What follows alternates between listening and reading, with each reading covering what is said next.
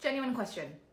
Can you eat the Not-iloid? That is the kind of questions we're looking for around here. Welcome back, friends and fictional folk, to You Can Certainly Fry, the weekly show where I tell you how to butcher and eat your favorite tabletop RPG monsters. So can you eat a Not-iloid like the one we see in Baldur's Gate 3? The answer is complicated. For you see, while the Not-iloid is a living thing, it is also partially mechanical. Yes, the walls, floors, and controls may be all fleshy and squiddy, but there are some very key components that are metal, and importantly for this discussion, oily. See, to make sure that the harvested biological components keep running like they're supposed to, Mind Flayer engineers have developed a type of oil that flows through the entire ship to prevent degradation. The oil is highly toxic, but if you were to flush it entirely from the Not-iloid system, or simply carve off external pieces of the tentacles that don't have the oil flowing through them, you would be able to cook it in ways similar to what I describe in my videos about cooking gricks or krakens.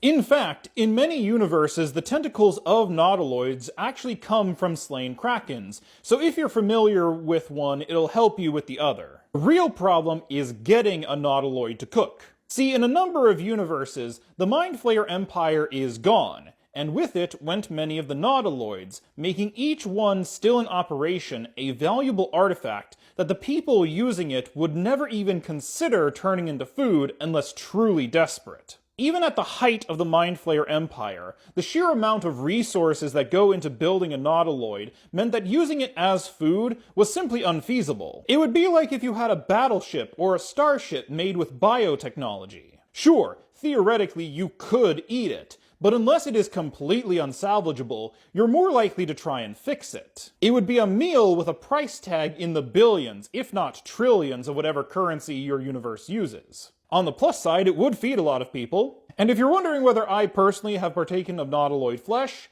considering this is being broadcast to multiple timelines, and I'd really like to be able to revisit some of them, I'm gonna have to say no comment for legal reasons.